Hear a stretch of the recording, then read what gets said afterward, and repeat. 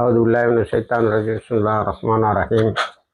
அன்பார்ந்த நேயர்களே, பலஸ்தீன் மீட்பு போர் 737வது நாளை 37, 38 என எடுத்துக்கொள்ள வேண்டும். ஒரு வீடியோ இடம்பெறவில்லை. 738வது நாளை நெருங்கி இருக்கிறது. இந்த நாளில் அமெரிக்க கப்பல் டேங்கர் ஒன்று கடத்தி செல்லப்பட்டிருக்கிறது. அது இப்பொழுது சோமாலியாவில் இருப்பதாக காட்டப்படுகிறது. அந்த கப்பல் எப்படி கடத்தி செல்லப்பட்டது என்பதை கூட அறிய முடியாத முட்டாள்களாக அமெரிக்காவினுடைய இராணுவம் அறிக்கை விட்டு கொண்டு இருக்கிறது.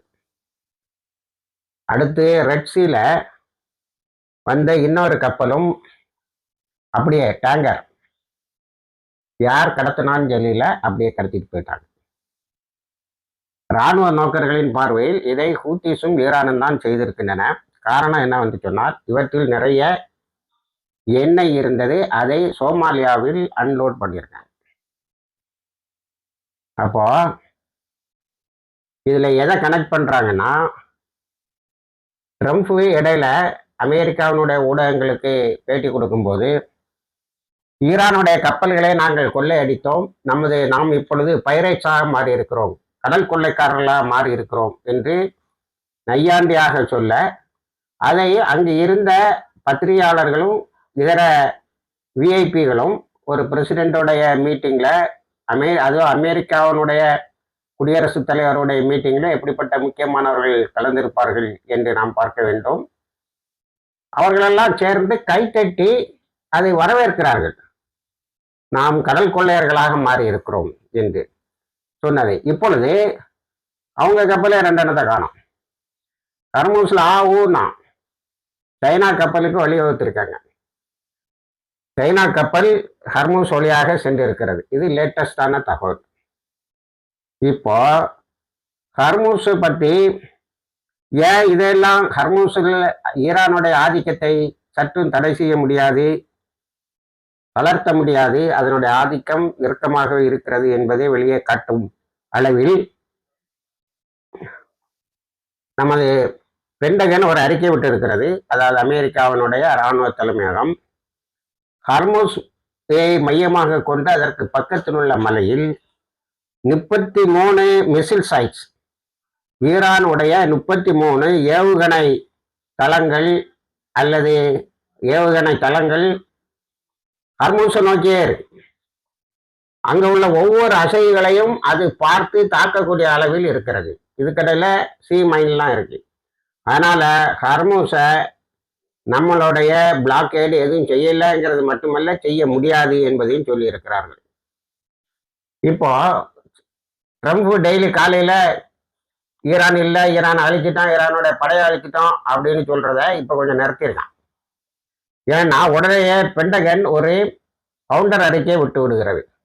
இந்த 4 நாட்கள்ல அமெரிக்காவினுடைய கப்பல்களில் இருப்பவர்களுக்கு உணவு போதுமான அளவுக்கு கிடைக்காமல் மிகப்பெரிய நெருக்கடிக்கு அவர்கள் ஆளாகி இருக்கிறார்கள் என்ற செய்தி வருகிறது. பென்டகன் $25 பில்லியன் செலவாயிருக்குன்னு நம்ம சொன்னா இல்ல, அது உண்மையில $29 பில்லியன் என்று தன்னை திருத்தி கொண்டு அறிக்கை விட்டு இருக்கிறது.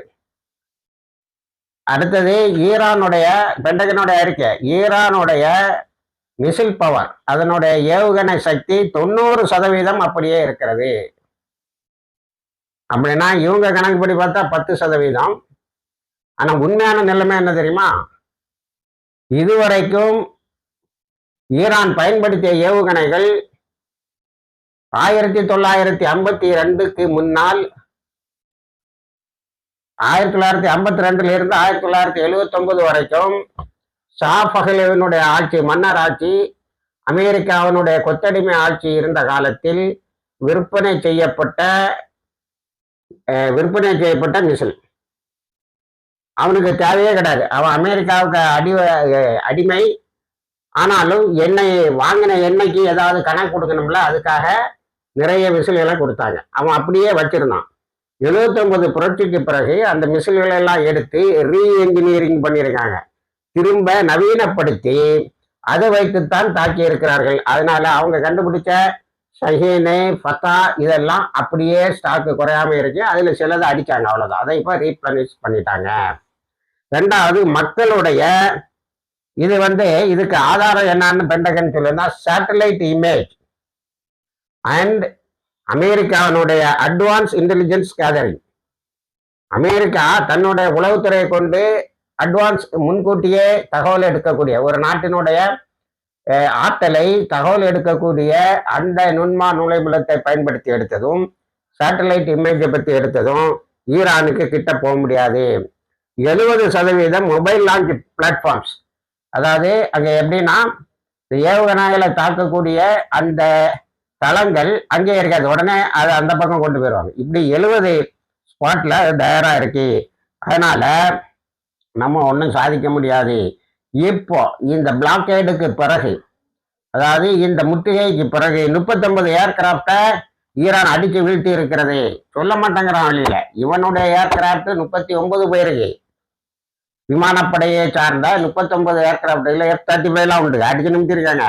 சைலண்டா இருக்கு உலகம், அதை பத்தி கண்டுக்கவே இல்லை. பென்டகன் அறிக்கை விடுது. ஏன் தெரியுமா அறிக்கை விடுது? இவ்வளவு மோசமா இருக்குடா, இதுல நம்ம எத்தனை $1 trillion செலவழிச்சாலும், இப்போ ஒரு எஸ்டிமேட் போட்டிருக்கானுவா, ஒரு யுத்தம் தொடங்கினா $4 trillion ஆகும், ஆனாலும் ஈரானை வெல்ல முடியாது. அப்போ இது என்ன சொல்றாங்க, எதுக்கு இதை பென்டகன் இவ்வளவு பெரிய அறிக்கை விடுகிறது என்று சொன்னால், நீண்ட பெரிய அறிக்கை இந்த நேரத்துல விட்டு எல்லா அமெரிக்காவினுடைய முக்கியமான பத்திரிகைகளிலும் அது இடம்பெற செய்வதோட நோக்கம் ட்ரம்ப வாயை பொத்திக்கிட்டு ஒம்பாட்டுக்கு இந்த ஈரான் யுத்தத்தில் இருந்து எப்படியாவது தப்பித்து வெளியே வந்து விடுன்னு, அதுக்கு அது ஒரு வழியையும் சொல்லிவிடு. யூனிலேட்டரி சக்சஸ், நாங்கள் அடைய வேண்டியெல்லாம் அடைந்து விட்டோம் அப்படின்னு சொல்லிட்டு ஒருதலை பட்சமாக அறிவித்து விட்டு தப்பித்து விடுவோம், அல்லாமல் வேறு வழி இல்லை என்று சொல்லியிருக்கிறார்கள். அடுத்தது இன்னொரு பெரிய சம்பவம் என்னன்னா, இது இப்போ வீடியோவில் பெருசாக பேசப்படுது, ஆனால் ஈரான் அப்பவே கண்டுபிடிச்சது தான். அதாவது நத்தியான்ஹுவும் அந்த மொசாதுடைய தலைவர், அவர் இப்போ கொலை செய்யப்பட்டுட்டா, டேவிட் பர்னரும் இந்த February 28 பிறகு நடந்த அந்த யுத்தத்தில் 2 முறை UAE வந்திருக்காங்க, அதாவது ஐக்கிய அமீரகம் வந்திருக்கிறார்கள். அவர்கள் அங்கே அந்த ஐக்கிய அமீரகத்துக்கு ஏராளமான வான்வழி தடைகளை எல்லாம் வியாபாரம் பண்ணியிருக்காங்க. அந்த வியாபாரம் ஒன்றும் புண்ணியப்படாம ஐக்கிய அமீரகத்தினுடைய எல்லா தளங்களும் அளிக்கப்பட்டது என்பதை நாம் அறிவோம். இப்போ ஈரான் இன்னொரு வேலை செய்திருக்கு. IRGC-னுடைய 4 பேர் குவைத்துக்கு சொந்தமான ஒரு தீவுக்குள்ளால் புகுந்திருக்கிறார்கள். அந்த 4 பேரை நாங்கள் கைது செய்து விட்டோம் என்று சொல்லியிருக்கிறது. அப்பாஸ் அகர்த்து சொல்லாரு, சும்மா இருந்த அங்க வாழ்ந்து கொண்டு இருந்த ஈரானை சார்ந்த சாதாரண மக்களை கைது செய்து வைத்துவிட்டு IRGC சார்ந்தவர்கள் என்று சொல்லுகிறார்கள் என்று. ஆனால் உண்மையில் நடந்தது என்னவென்று சொன்னால், எந்த தீவிலிருந்து ஈரானை தாக்கினார்களோ அந்த தீவில் IRGC, அதாவது இஸ்லாமிய பாதுகாப்பு படை, ஈரானுடைய இஸ்லாமிய பாதுகாப்பு படை உள்ளே புகுந்து அந்த தீவை இப்பொழுது கையில் வைத்திருக்கிறது.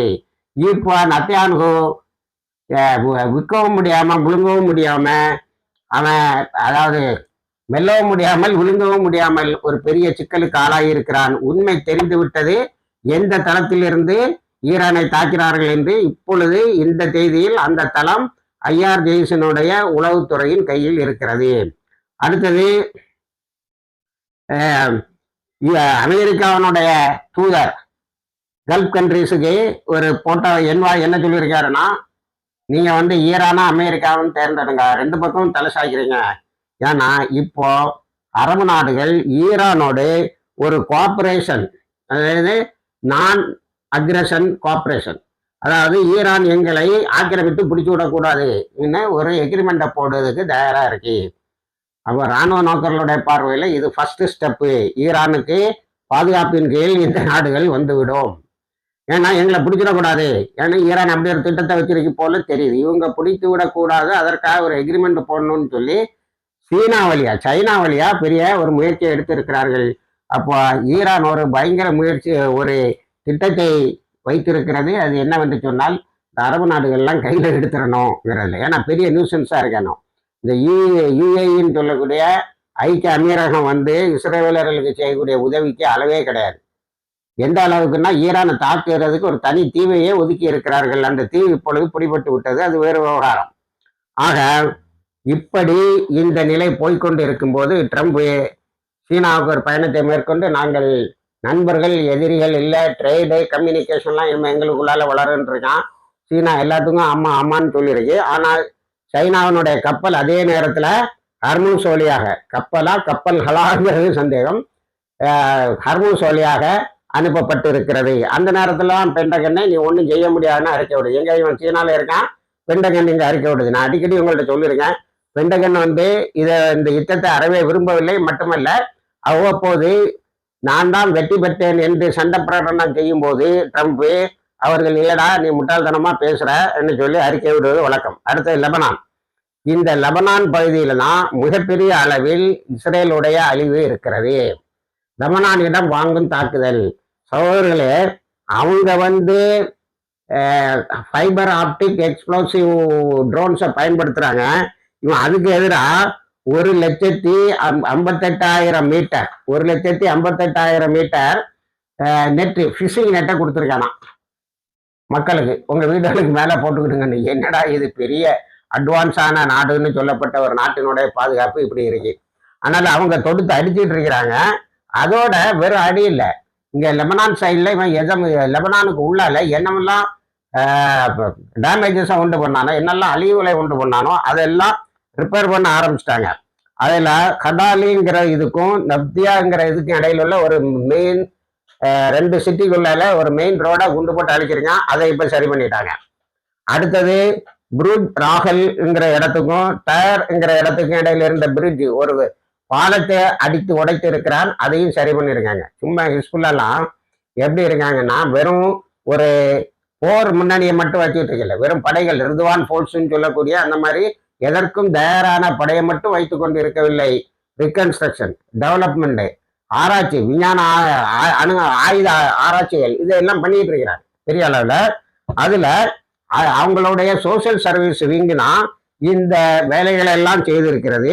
அடுத்தது டயர் ஃபல்சாங்கிற இடத்துல ஒரு பெரிய பிரிட்ஜு, 2 பெரிய நகரங்களை ஒன்றாக சேர்ப்பது, அதை உடைச்சிருக்காங்க, அதையும் கட்டியிருக்காங்க. அடுத்தது ரொம்ப முக்கியமானது நேஷனல் லிட்டானி ரிவர் அத்தாரிட்டி. அதாவது லிட்டானி ரிவர் தான் இஸ்ரேலுக்கும் லெபனானுக்கும் இடையில உள்ள ஒரு பார்டர் மாதிரி, அது பல இடங்களுக்கும் போகுது. அதுக்கு மேல இன்னொரு பிரிட்ஜை கட்டியிருக்காங்க, ஒரு பாலத்தை கட்டி இருக்கிறார்கள். ஈஸியா இஸ்ரேலுக்குள்ளால நகர்ற மாதிரி. சாதாரண சிவிலியனும் சாதாரண நாட்கள்ல, இத்தனை இல்லாத நாட்கள்ல இங்க இருந்து அங்க போறதும் அங்க இருந்து இங்க வர்றதுக்கும் பெர்மிஷன் இருந்தது. இப்போ இவங்க எல்லாத்தையும் அடிச்சு தகர்த்தாங்க. திரும்ப இஸ்ரேலுக்கு உள்ளால போறதுக்கு இப்போ வெஸ்டர்ன் கலீலி போன்ற இடங்கள், சிமோகா போன்ற இடங்கள் எல்லாம் ஹிஸ்புல்லாவுக்கு ரொம்ப கையில இருக்கு. அதனால அங்க போக்குவரத்தை சுமூகமாக்குவதற்கு நேஷனல் லிட்டானி ரிவர் அத்தாரிட்டி ஒரு பிரிட்ஜை கட்டியிருக்கான். அப்போ ஹிஸ்புல்லா படையில் மிக எளிதாக போகும் என்று இராணுவ நோக்கர்கள் சொல்லுகிறார்கள் இஸ்ரேலுக்கு உள்ளால. இப்போ மீது எல்லா சண்டையும் ஈரான் சிவிலியன் அடிக்கிறது ஈரான்ல, ஈரான் குவைத்தில் அடிக்கிறது எப்படி இருக்கு. இஸ்ரேலுக்கு நேரடியாக ஈரான் கொடுத்த தாக்குதலுக்கு பிறகு அதனுடைய நிலப்பரப்பில் ஹிஸ்புல்லா தான் கை ஓங்கி நிற்கிறது. அது எனக்கு என்னப்படுதுன்னா, பல கட்டுரைகளையும் படிக்கும்போது ஈரான் நீ நிறுத்தாத, நாங்க போர் நிறுத்தத்தில் லெபனானும் உண்டு என்று சொல்லி இருக்கிறோம். ரீசெண்டா 14/5 ஆக்கினையிலையும் இது இருக்குது. 14 நிபந்தனைகளை 5 நிபந்தனைகளாக கொடுத்த ஈரானுடைய இதுல லெபனான்லயும் தாக்குதல் நிறுத்தணும். அப்போ இதையெல்லாம் செய்துக்கிட்டு எங்கள்கிட்ட பேசவான்னு சொன்னாங்க. அதே நேரத்துல லெபனானை என்ன செய்திருக்காங்கன்னா, நல்ல எக்யூப் பண்ணியிருக்காங்க, வச்சு காட்டுறாங்க. அவனா அடிக்கிறான். நேற்று 8 பேர் ஷஹீதா இருக்கிறார்கள். ஆனா இந்த ரிப்போர்ட்லாம் பார்க்கும்போது நேஷனல் லிட்டானி ரிவர் அத்தாரிட்டி அவங்க கெட்டிருக்க பிரிட்ஜி இதெல்லாம் பார்க்கும்போது அவர்கள் அழுத்தமாக இஸ்ரேலுக்குள்ளால் இருக்கிறார்கள். லெபனானுக்கு உள்ளால சதன் பார்ட்ல சில முக்கு மூலைகளில் இருக்கக்கூடிய இஸ்ரேலிய இராணுவம் வேறு வழி இல்லாமல் சரண்டர் ஆகி கொண்டு இருக்கிறது. பங்கருக்கு போயிருக்காங்க, அது பங்கர்லையும் அடி நிமித்திருக்காங்க, பங்கரையே போட்டு இது பண்ணியிருக்காங்க. எத்தனை பேர் இறந்தாங்கிற செய்தி இன்னும் வரல. அது ஒரு செக்யூரிட்டி இன்சிடென்ட், நாங்க விசாரணைக்கு உட்படுத்தி இருக்கிறவன் மட்டும் இஸ்ரேல் சொல்லி இருக்கிறது. இஸ்ரேலோட மீடியா எல்லாம் தெளிவா ஒரு 4 நாளா எழுதிட்டு இருக்கான். லெபனானோட சண்டை நமக்கு எந்த புண்ணியத்தையும் தரல, பேரழிவு, நமது இராணுவத்தினர் மிக எளிதாக அழிக்கப்படுகிறார்கள் அதனுடைய புது வகையான ஆளில்லா விமானத்தின் தாக்குதல் வழியாக என்று சொல்லி இருக்கிறார்கள். அதனால நத்தானி என்ன செய்யறான்னா, அமெரிக்காவுக்கு ப்ரெஷர் கொடுக்கான். இந்த 15 நாளைக்கு உள்ளால ஒரு எக்ரிமெண்ட், ஒரு போர் நிறுத்த எக்ரிமெண்ட்டை கொண்டு வரணும்னு சொல்லி அமெரிக்கா அழுத்தம் கொடுத்தான். ஆனா ஹிஸ்புல்லா உன்கிட்ட பேசுறதே இல்லைன்றாங்க. உன்கிட்ட பேசுறதுல புண்ணியம் இல்லை. ஏன்னா you are incapable of implementing any ceasefire. உனக்கு போர் நிறுத்தம் என்பதை செய்வதற்கான தகுதியோ திறமையோ இல்லை. நீ ஒரு வார் மாங்கர், நீ ஒரு யுத்தத்தை விரும்ப, உனக்கு அடிதான் உனக்கு சரியான பதில் தரும்னு அடிச்சுட்டு இருக்கிறாங்க. இது பெரிய அளவில் நத்தியானுவுக்கு எதிராக மக்களை கிளப்பி இருக்கிறது. ஏன்னா மீடியா தொடுத்து ரிப்போர்ட் பண்ணிட்டு இருக்கா. அப்ப எப்படி இருக்கும், நீ ரிப்போர்ட் பண்ணக்கூடாது, நீ இந்த செய்திகளை வெளியில சொல்லக்கூடாதுன்னு நத்தியானு தடை போட்ட பிறகும் அவை வெளியே வந்து கொண்டு இருக்கிறது. அடுத்தது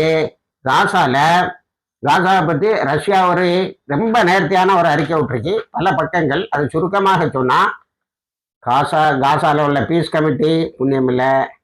காசாவை இப்ப எல்லாரும் மறந்துட்டு ஹர்மூஸ் வழியாக மிக சுதந்திரமாக உலக கப்பல்கள்லாம் வந்துகிட்டு இருந்த அந்த ஹர்மூஸை பத்தி பேச போயிட்டாங்க. ஆனால இந்த பீஸ் கமிட்டி புண்ணியப்படலை. ஹமாஸுக்கு இன்னும் ரூபாய் கொடுங்க, அவங்க தான் முனிசிபாலிட்டி எலெக்ஷன் நடத்தி நிர்வாகத்தை கையில் வச்சிருக்காங்க, அவங்களுக்கு உலக நாடுகள்லாம் உதவி செய்யணும் அப்படின்னு சொல்லியிருக்காங்க. ரஷ்யா சொல்லியிருக்கு. இந்த இத்தாலி செய்த அந்த பெரிய நன்மை ஒன்றை உங்கள்கிட்ட சொன்னேன். காசாவிலிருந்து 292 உயர்கல்வி மாணவர்களை இத்தாலிக்கு சென்றது. அவர்கள் இப்பொழுது அம்மான் வழியாக இத்தாலிக்கு சென்று விட்டார்கள். அங்கே பல பல்கலைக்கழகங்களில் அவர்கள் சேர்ந்து விட்டார்கள் என்ற செய்தி உறுதி செய்யப்படுகிறது. அடுத்தது இந்த செட்டிலர்ஸ் சொல்லக்கூடிய வண்டேர்கள் மேற்கரையில் செய்யக்கூடிய அந்த அநியாயங்களுக்கு எதிராக யூரோப்பியன் யூனியன் வந்து போட்ட பொருளாதார தடையை காசா மக்கள் வரவேற்று இருக்கிறார்கள். அடுத்தது வெஸ்ட் பேங்க்ல மேற்கரையில் 2 பேரை இஸ்ரேலிய இராணுவம் கொலை செய்திருக்கிறது.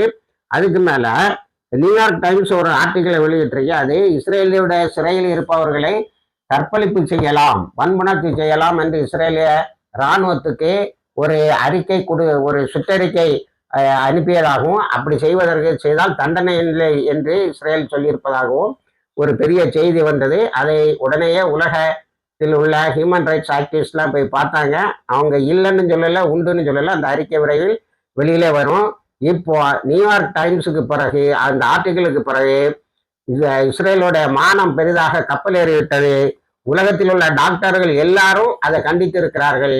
இனி பாலஸ்தீன ஆக்கிரமிப்பை நாம் விட்டு இஸ்ரேல் கையில் இருந்து மீட்டே ஆக வேண்டும், இஸ்ரேலை வெளியேற்றி ஆக வேண்டும் என்று ஒரு அமைப்பை தொடங்கி இருக்கிறார்கள். அதற்கு Francesca Albanese, the special rapporteur, ஈவன்ஸ் special rapporteur to the occupied territories of Palestine, அவங்க வந்து அதை ஆதரித்து அதை தலைமை ஏற்று நடத்துகிறார்கள்.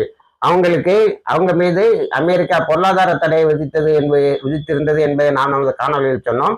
நேற்று அமெரிக்கா கோர்ட் ஒன்று போட, அந்த பொருளாதார தடை அந்த அம்மாவுக்கு மேலே நீ செலுத்தவே முடியாது, she is eligible for free speech, அவர்கள் தன்னுடைய கருத்தை சொல்லவும் எழுதவும் அதை பரப்பவும் உரிமை இருக்கிறது என்று ட்ரம்ப் போட்ட அந்த பொருளாதார தடைகளை அகற்றி விட்டது. அடுத்தது ஹார்மோன்ஸ் யூரோப்பியன் யூனியன் முழுவதும், அதாவது ஐரோப்பா முழுவதும் எரிபொருள் தட்டுப்பாட்டால் விமான கட்டணங்கள் அதிகமாகி இருக்கிறது. நமது பிரதமரும் நமக்கு சில எச்சரிக்கைகளை கொடுத்திருக்கிறார். தங்கம் வாங்காதீங்க, கார்ல போவாதீங்க, ஃப்ளைட் அதிகமாக பயன்படுத்தாதீங்கன்னு. அது நம்மையும் பாதித்திருக்கிறது என்பதைத்தான் அது காட்டுகிறது.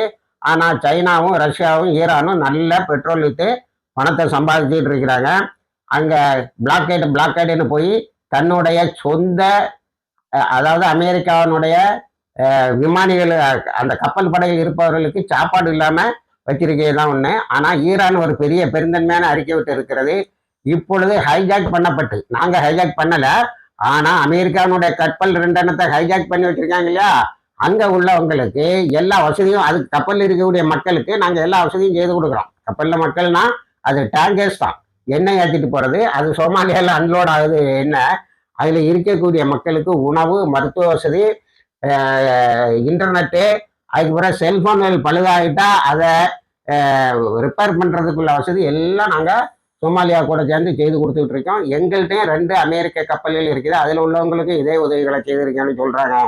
உண்மையை உலகத்துக்கு உறக்க சொல்வதற்கு ஆள் இல்லை. அப்படி பார்க்கும்போது ஒரு 4 கப்பலில் உள்ள மாலுமிகளுக்கும் சிப்பந்திகளுக்கும் ஈரான் தான் உதவி செய்து கொண்டிருக்கிறது. இந்த கப்பல்கள் எல்லாம் அமெரிக்காவுக்கு சொந்தமானது, அமைக்கு வாசிக்குது.